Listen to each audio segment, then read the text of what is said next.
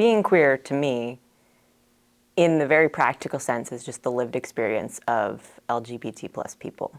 So personally, being a trans person, being a queer person, is about my lived experience being in the world. But on a broader level, I think it's anybody who doesn't exist in the frameworks of what we think is normal, which is cis, straight, white, able-bodied folk. When I think of the word queer, I think of the ways that we can use our imaginations to expand our understandings of systems and structures, whether it's what families look like or how we understand the Bible, and looking at them through different lenses that maybe include people whose voices have historically not been heard. To me, queer means being a part of like the refusal to participate in heteronormative and homonormative ways.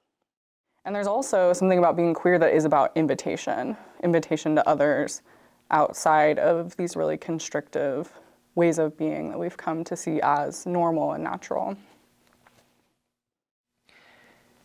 Queerness to me is such an expansive category. What I love about queerness is the freedom to explore who we are in something that is not narrow or limited. And I love that queerness from its origin means weird. It is the outsider, it is what is marginalized, but there is freedom in that expansion. I think we need to reclaim weird. Weird is not the opposite of normal, it is the opposite of mundane. It is the opposite of boring. It is liberating. So to me, queerness is the opportunity to step into the full expanse of who I am as a human being.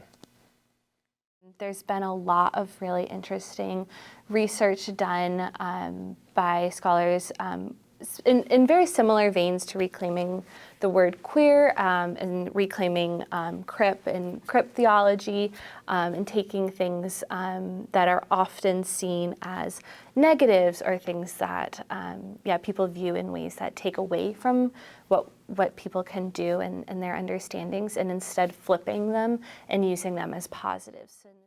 In some ways it's intrinsically linked with my faith, right? Because I think there's a lot of ways that Christians are being asked to refuse sort of patterns of domination in our world, and that can be a really powerful standpoint.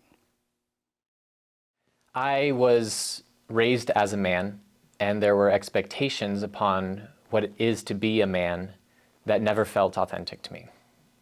The very identity of man did not feel authentic, but I had no alternative. There was no freedom for me to consider the genuine question of who am I outside of this social role. And the older that I got, especially in encountering other queer people, I recognized that there is a freedom, there is the possibility of stepping away from the binaristic paradigm of man and woman. Being queer to me is about how we exist in a world that is in some ways not made for us.